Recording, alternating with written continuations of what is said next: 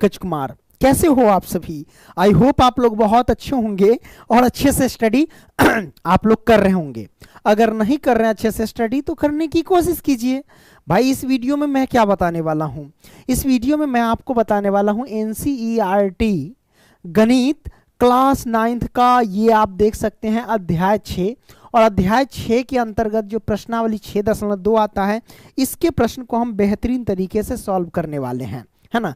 अगर आप online test देना चाहते हैं तो गूगल में सर्च कर लीजिएगा pankajstudycenter.com, वहाँ पे जाकर के सभी सब्जेक्ट का ऑनलाइन टेस्ट दे सकते हैं। तो चलिए सर शुरू करते हैं, है ना। तो आइए, तो हम सीधा डायरेक्ट हम चलते हैं क्वेश्चन के ऊपर।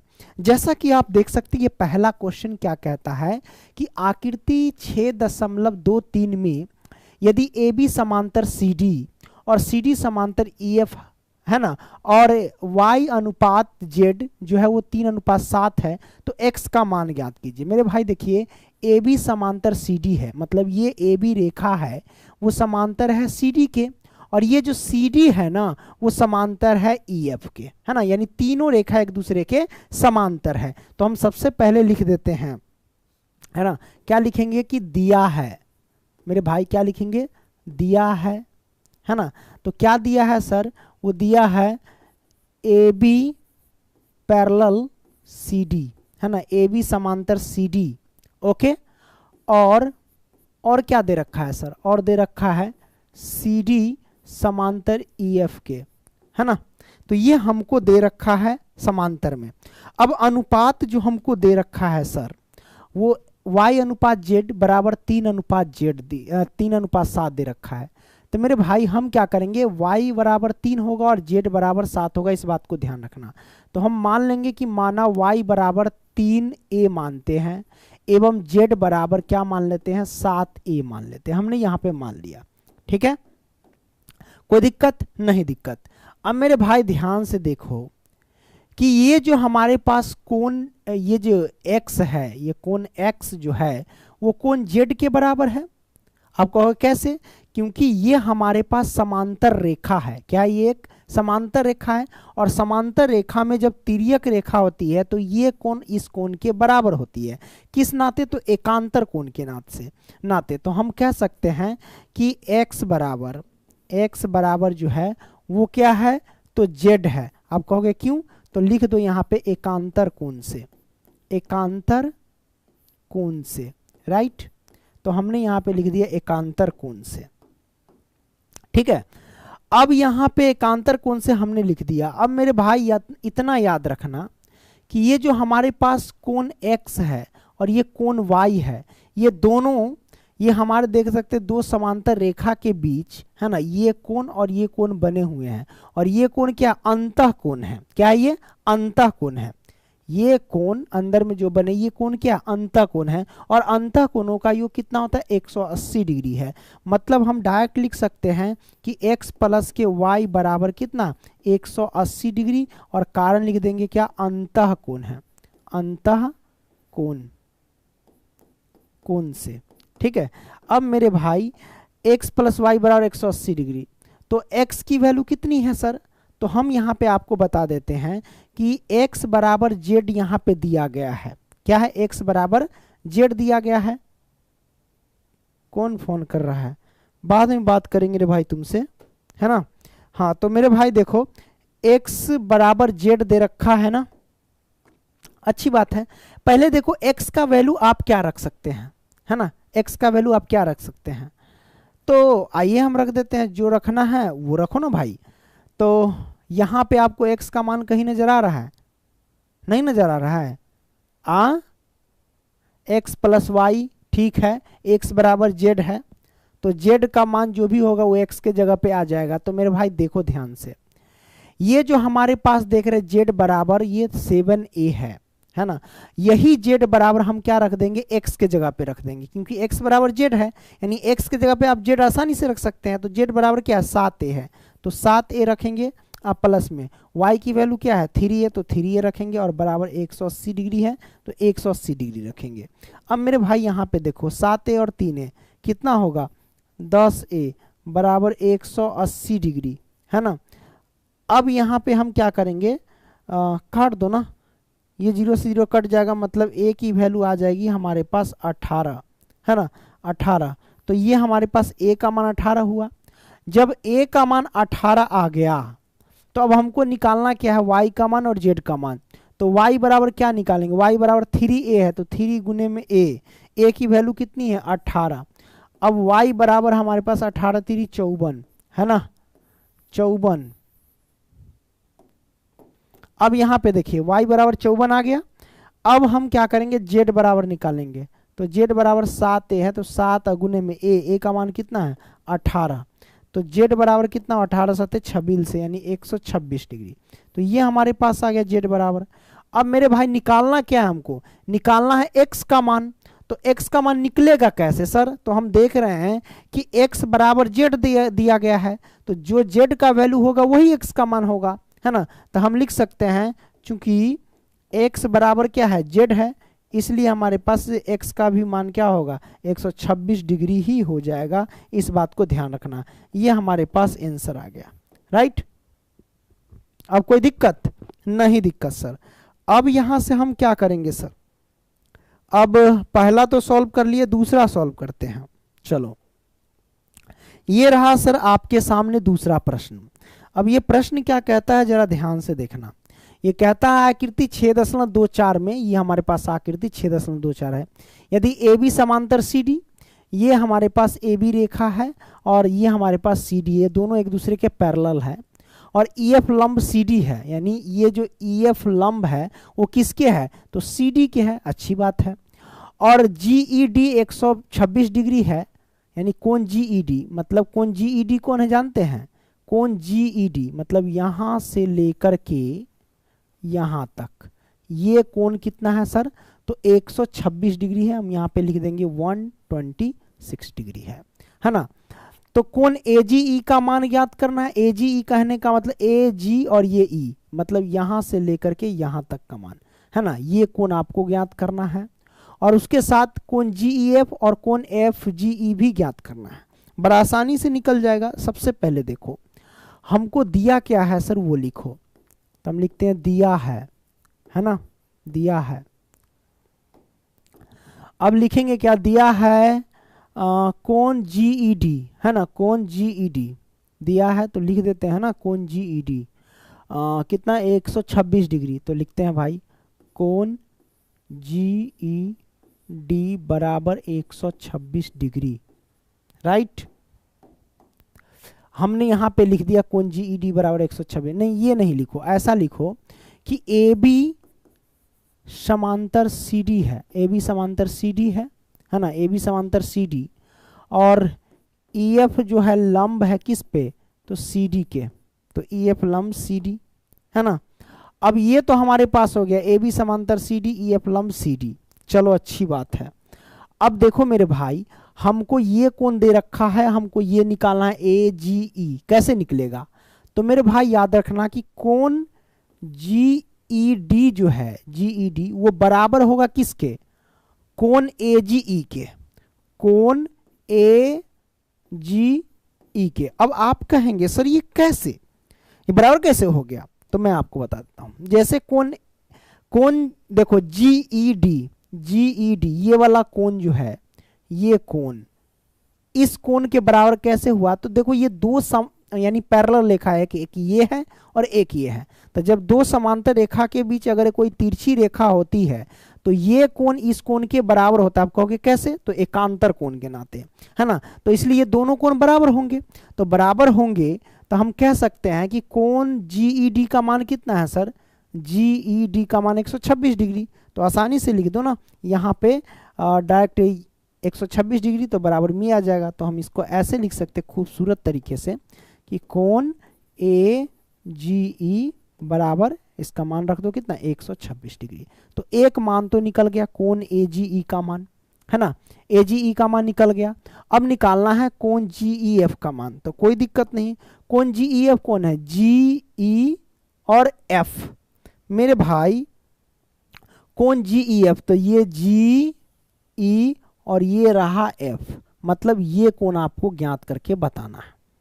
तो आप कैसे ज्ञात करेंगे, तो सबसे पहली बात है निकालने के लिए आप क्या करो सर, लिखो कि कोण GEF है ना, तो लिखते हैं कोण GEF हमने लिखा, और प्लस में कोण GEF मतलब ये कोण और ये वाला कोण दोनों मिलाओ, है ना। तो ये कोण कितना है सर, यानी ये वाला, तो ये कोण कहने का मतलब देखो ये तो लंब है FED, तो हम लिखते हैं कोण FED, है ना।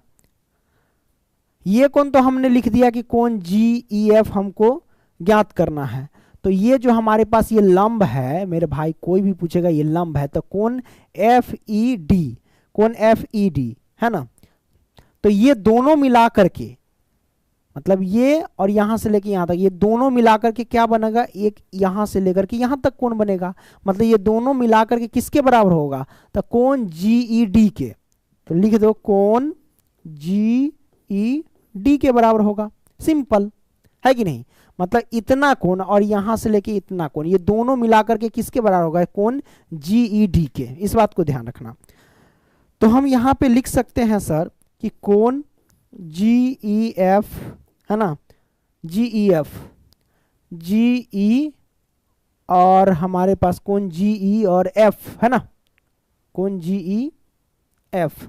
तो कोण GEF का मान तो निकालना ही है, प्लस में कोण FED, तो FED हमारे पास क्या है, समकोण है, मतलब 90 डिग्री है, तो 90 डिग्री रखेंगे, और बराबर में कोण GED के कितना है, कोण GED हमारे पास यहाँ से यहाँ तक 126 डिग्री है, मतलब 126 डिग्री हम लिख देंगे।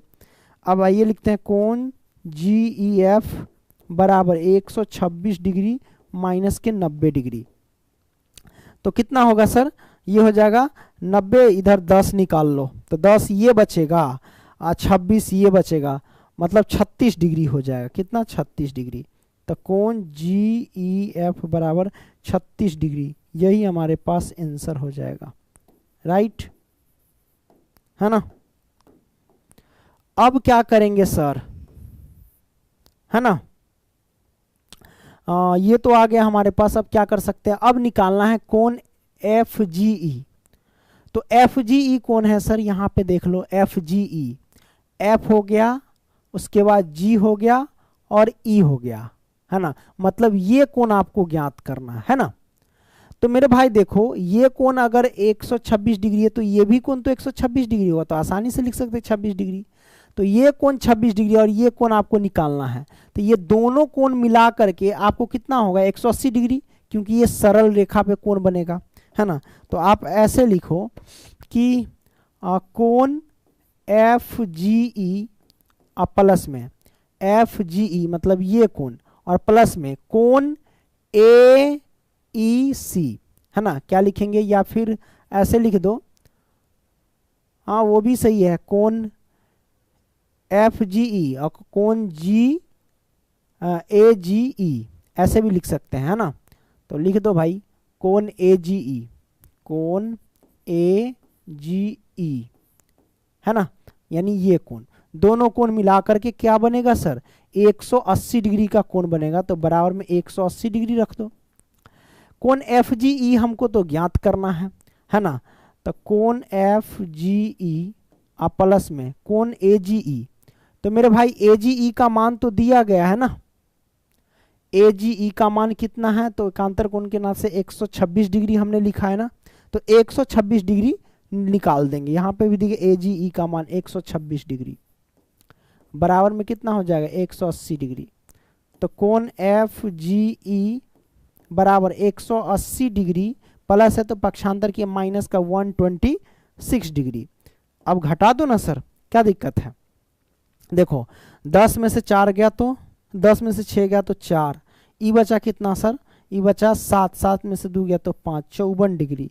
यही हमारे पास आंसर निकल करके आ गया, है ना। अब कोई दिक्कत नहीं, दिक्कत है ना। अब यहां से हम क्या करेंगे सर, जो करना है करो, दूसरा तो हमने सॉल्व कर दिए, चलो आ जाओ, दूसरा हमने सॉल्व कर दिए। लो तीसरा प्रश्न, है ना, तीसरा प्रश्न हम सॉल्व करते हैं। अब तीसरा प्रश्न क्या करता है, आकृति 6.25 में यदि P Q parallel S T है ना, यानी समांतर, और कोण पी क्यू आर 110 डिग्री, तो कोण पी क्यू आर मतलब ये कोण 110 डिग्री है। और यहाँ ये भी याद रखना कि पी क्यू समांतर एस टी है, यानी पी क्यू ये रेखा और एस टी ये रेखा, ये दोनों समांतर। आप कहोगे कैसे समांतर है, तो आप इसको जब थोड़ा लंबा करोगे तो इस तरीके से आएगा, और इसको लंबा करोगे तो इस तरीके से आएगा, इसलिए ये दोनों समांतर जाएंगे। ठीक है, तो ये आपने समझ लिया सर, है ना। तो ये 110 डिग्री। अब आगे देखिए, और R S T 130 degree, R S T 130 degree मतलब ये कोण 130 डिग्री है। तो कोण क्यू आर एस ज्ञात कीजिए, मतलब क्यू आर एस मतलब समझ रहे हैं, ये क्यू है, ये आर है, ये एस, मतलब ये कोण आपको ज्ञात करना है। तो इसके लिए आपको क्या करना पड़ेगा सर, रचना करना पड़ेगा। तो आओ हम रचना करते हैं यहाँ पे। तो लो, यहाँ पे हमने रचना किया, कोई दिक्कत नहीं? दिक्कत सर, ये मैंने रचना किया। अब रचना करने के बाद हम ये कोण को मान लेंगे ए और इस कोण को मान लेंगे बी, इस बात को ध्यान रखना। ठीक है, तो मैंने रचना क्या किया, सबसे पहले इसका नाम रख देते एक्स और इसका नाम रख देते वाई। तो हम लिखेंगे रचना, रचना, है ना। अब रचना मतलब क्या रचे कि एक्स वाई समांतर जो है वो किसके डाले, वो पी क्यू के और एस टी के समांतर, है ना। तो हम लिखेंगे पी क्यू के और पी क्यू समांतर एस टी के, तो पहले से है, या टी एस कह सकते हैं। ठीक है, डाला, है ना, या खींचा, खींचा लिख दो, है ना। जब खींच दिए तो अब हमको ज्ञात करना है कोण ए। अब याद रखना कि ये पी क्यू समांतर एक्स वाई है, तो ये दोनों पैरेलल है, तो ये कोण और ये कोण दोनों क्या है, एक अंतः कोण है, दोनों क्या है, एक अंतः कोण है। तो दोनों कोण को जोड़ेंगे मतलब 110 डिग्री आप प्लस के ए, दोनों बराबर कितना हो जाएगा, 180 डिग्री। ये हमारे पास अंतः कोण है, तो अंतः कोणों का योग कितना होता है, 180 डिग्री होता है ना। तो अब यहाँ से क्या करेंगे, ए बराबर कितना हो जाएगा, 180 डिग्री प्लस के 110 डिग्री है, पक्षांतर किए तो माइनस का 110 डिग्री हो जाएगा। तो ए बराबर कितना हो जाएगा सर, 180 में से 110 घटाएंगे तो हमारे पास 70 डिग्री। यही हमारे पास आंसर निकल करके आ गया, है ना, 70 डिग्री। अब ए का मान आ गया, अब बी का मान निकाल लो सर, है ना। कैसे निकालेंगे सर, देखते जाओ। देखो ये रेखा यानी एक्स वाई समांतर एस टी के भी है, तो ये दोनों एक दूसरे के समांतर है, तो ये कोण इस कोण के, ये कोण और इस कोण, ये दोनों एक अंतः कोण है, दोनों कोणों का योग कितना 180 डिग्री होगा। तो हम लिखेंगे 130 डिग्री आप प्लस में बी, तो बराबर कितना हो जाएगा सर, 130 डिग्री प्लस में बी, दोनों कोणों का योग कितना हो जाएगा 180 डिग्री। तो हम लिखते हैं 180 डिग्री, है ना। तो मैंने ये लिख दिया 180 डिग्री। अब क्या करेंगे सर, है ना, आप जो करना है वो करो ना भाई। क्या करेंगे, लो बी का मान ज्ञात करो, तो 180 डिग्री माइनस के 130 डिग्री, है ना। तो बी बराबर कितना हो जाएगा, 50 डिग्री। ये हमारे पास आ गया। ए बराबर 70 डिग्री, बी का मान 50 डिग्री, है ना। तो दोनों तो आ गया हमारे पास। अब देखो हमको ज्ञात करना है कोण क्यू आर एस, मतलब ये कोण ज्ञात करना है। तो ये यहां से लेकर के यहां तक अगर तीनों मिलाएंगे तो एक सरल रेखा पर कोण बनेगा, और सरल रेखा पर बने कोण का योग कितना होता है, 180 डिग्री। तो यहां से लेकर यहां तक कौन कौन मिलेगा, कोण ए प्लस में क्यू आर एस और प्लस में बी, तब ना मिलेगा। तो हम लिखेंगे कोण ए और प्लस में बी, और प्लस में हमको क्या ज्ञात करना है, कोण क्यू आर एस, यही ना ज्ञात करना है। बराबर कितना हो जाएगा, 180 डिग्री। तो मेरे भाई ए प्लस बी, चलो ए का मान कितना है सर, 110 डिग्री है, अब प्लस में बी का मान कितना है सर, तो बी का मान हम देख सकते हैं, निकाले हैं ना, कितना निकाले हैं सर, नहीं ए का मान, सॉरी ए का मान 70 डिग्री है, ए का मान 70 डिग्री है, अब प्लस में बी का मान कितना है, 50 डिग्री है, और प्लस में कोण क्यू आर एस हमको निकालना है बराबर में 180 डिग्री। तो कोण क्यू आर एस बराबर कितना हो जाएगा, 180 डिग्री माइनस के 70 50 7 5 12 120 डिग्री, है ना, बराबर कितना होगा जोड़ लो ना मेरे भाई, तो 50 होगा कि 60? 60 डिग्री होगा ना, हाँ 60 होगा। तो ये हमारे पास 60 डिग्री, यही हमारे पास आंसर निकल करके आ गया, है ना, 60 डिग्री। अब आ गया कोण क्यू आर एस 60 डिग्री। चलिए अच्छी बात है। अब क्या करेंगे सर, तीसरा तो हमने सॉल्व कर दिया, है ना, कोई दिक्कत नहीं। अब इसी बात पे हम चलते हैं सर चौथा प्रश्न की ओर। तो चौथा प्रश्न क्या कहता है सर, अरे चौथा नहीं है ये, अब होगा चौथा। ये रहा आपके सामने चौथा प्रश्न। तो आकृति 6.26 में यदि ए बी समांतर सी डी है, मतलब ये ए बी है और ए बी समांतर क्या है, सी डी है, अच्छी बात है। तो कोण ए पी क्यू, मतलब कोण पी जो है वो 50 डिग्री है, मतलब ये कोण पी, मतलब ए पी क्यू, मतलब ये कोण 50 डिग्री है। और कोण पी आर डी बराबर 170 डिग्री है, कोण पी आर डी, तो पी आर डी, पी ये रहा आर और ये रहा यहां तक डी, 170 डिग्री है। कोई दिक्कत नहीं है सर। हमको ज्ञात क्या करना है सर, तो x और y का मान ज्ञात कीजिए। ये हमारे पास x है और ये कोण हमारे पास y। ये बहुत सिंपल है मेरे भाई, कैसे ज्ञात करेंगे। तो मेरे भाई देखो, कोण x जो होगा वो किसके बराबर होगा, 50 डिग्री के। अब क्यों, तो एकांतर कोण के नाते। तो मेरे भाई देख लो कि ये जो हमारे पास x है वो बराबर होगा किसके, तो कोण a है ना, p q के। क्यों, तो एकांतर कोण से, एकांतर कोण से, है ना। तो एकांतर कोण से बना, तो हम लिख सकते हैं कि x बराबर हमारे पास कितना हो जाएगा, 50 डिग्री। तो हम लिख दिए 50। ये हमारे पास पहला आंसर आ गया। तो लिख दो ये हमारे पास 50 है, ये आंसर आ गया। अब हमें y का मान ज्ञात करना है सर, तो कैसे ज्ञात करेंगे। तो y का मान ज्ञात करने के लिए ये तो बड़ा सिंपल है। आप देखो सर, ये जो कोण r है वो कोण p के मान के बराबर होगा। क्यों, तो एकांतर कोण के नाते ये कोण इस कोण के बराबर होगा। क्यों, एकांतर कोण के नाते, क्योंकि ये दो समांतर रेखा, इस बीच में ये तिरछी रेखा है, तो ये कोण इस कोण के बराबर होगा। तो ये कोण को हम क्या लिख सकते हैं, इस कोण को, तो इस कोण का नाम दे सकते हैं कि कोण ए पी आर दे सकते हैं, है ना। तो हम लिखते हैं कोण ए पी आर और प्लस में कोण ए पी आर, प्लस क्या, सोचिए ऐसे लिखे कोण ए पी आर। तो ए पी आर होगा कोण इसके बराबर, तो हम लिख सकते हैं कोण ए पी आर जो होगा कोण पी आर डी के बराबर। तो हम लिखते हैं कोण पी आर डी के बराबर, राइट, है ना। अब यहां से हम क्या कर सकते हैं सर, कोण ए पी आर जो है ना, ए पी आर, है ना। तो ए पी आर हमारे पास देखो, ए पी आर में ये जो कोण बना है वो किस किस से मिलकर बना है, तो 50 डिग्री प्लस y से मिलकर के बना है। तो ए पी आर के जगह पे 50 डिग्री या प्लस में y रख सकते हैं। अब बराबर में ये जो कोण पी आर डी है, पी आर डी कितना है, 127 डिग्री। तो हम लिखेंगे 127 डिग्री, हमने लिख दिया, है ना। और हम यहाँ पे क्या लिख सकते हैं, y बराबर 127 डिग्री प्लस के 50 डिग्री पक्षांतर किए तो माइनस के 50 डिग्री हो जाएगा। तो y बराबर कितना हो जाएगा सर, घटा दो। देखो मेरे भाई ये हो जाएगा 7, है ना, ठीक है।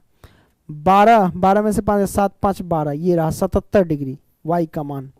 अब कोई दिक्कत नहीं, दिक्कत। तो ये कोण हमारे पास निकल गया 77 डिग्री और यही हमारे पास आंसर निकल करके आ गया सर। कोई हवट खुजली परेशानी नहीं। तो ये आपने सॉल्व कर लिया बेहतरीन तरीके से, राइट।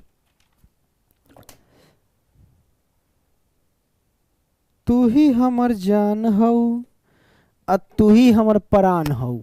ला भैया, अब ये क्वेश्चन सॉल्व करो। पांचवा प्रश्न की कहता है, इसको पहले ऊपर रख दो, थोड़ा सा जगह मिल जाएगा।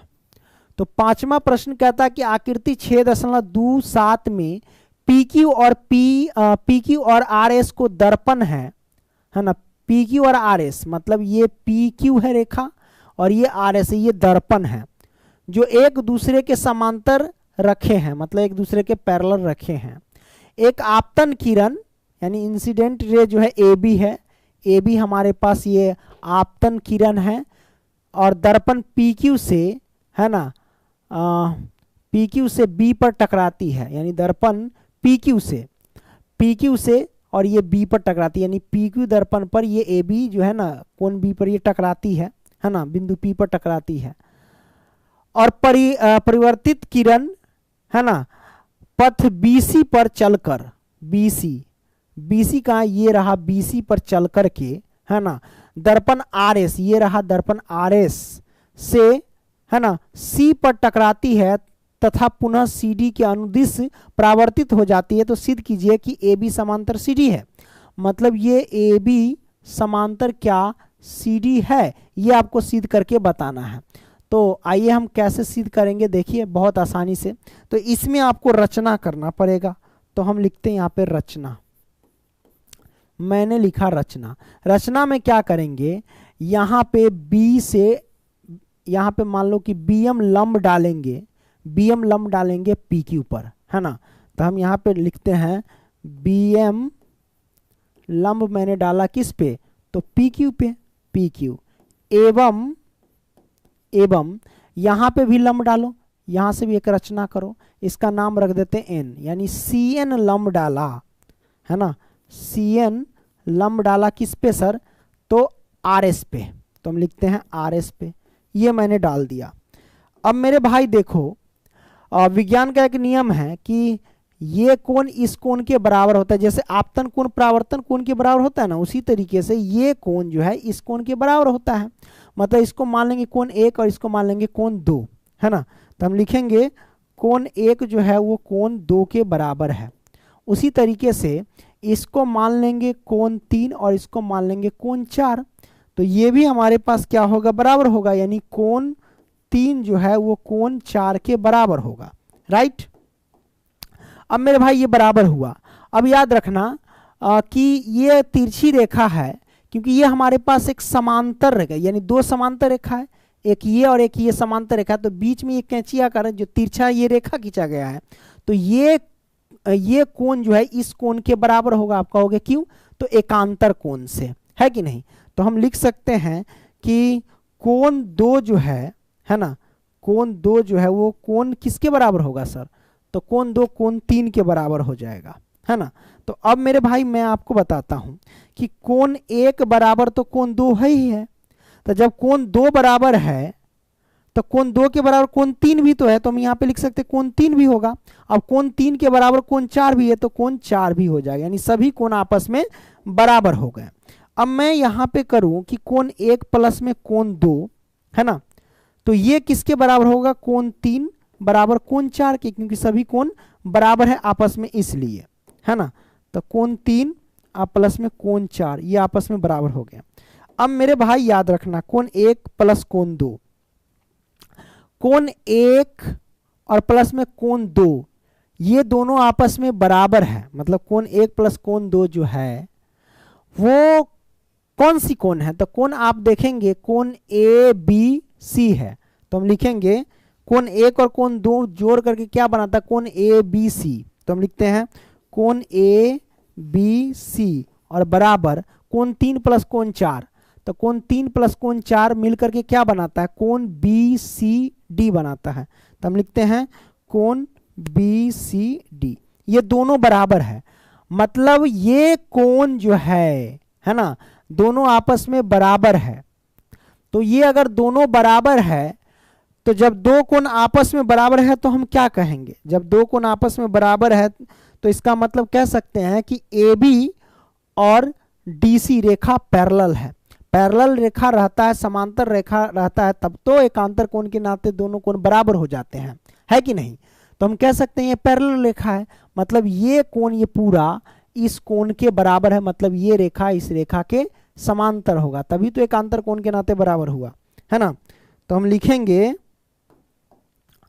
अतः कोण बी बराबर कोण सी है ना, या फिर डायरेक्ट लिख दो कि अतः कोण ए बी सी बराबर कोण बी सी डी एकांतर कोण से इसलिए हम कह सकते हैं कि ए बी समांतर DC है ना, या CD कह सकते हो। यही हमारे पास आ गया, प्रूव हो गया। तो प्यारे बच्चों, वीडियो पसंद आया तो लाइक करना, दोस्तों को भी शेयर करना। मिलेंगे अगली वीडियो में, तब तक के लिए बाय दोस्तों, टेक केयर, लव यू, धन्यवाद, है ना।